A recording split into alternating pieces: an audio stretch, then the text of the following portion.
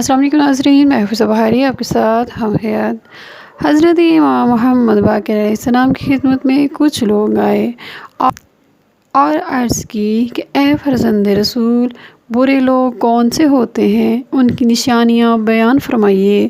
حضرت امام محمد باقر علیہ السلام نے فرمایا کہ برے لوگوں کے 2 چہرے اور 2 زبانیں ہوتی ہیں۔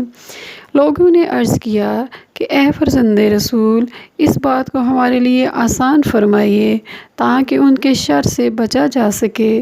تب حضرت امام محمد باقر علیہ السلام نے فرمایا، 2 چہرے اور 2 زبانیں اس شخص کی ہیں جب اس کا بھائی سامنے ہوتا ہے تو وہ اس کی تعریف کرتا ہے، اور جب وہ غائب ہوتا ہے تو اس کے پیٹھ پیچھے اس کی غیبت کی وجہ سے گوشت کھاتا ہے، اور جب اس کے بھائی کو کوئی چیز عطا ہوتی ہے تو حسد کرتا ہے، اور جب وہ کسی مصیبت میں مبتلا ہوتا ہے تو وہ اس کو رسوا کرتا ہے۔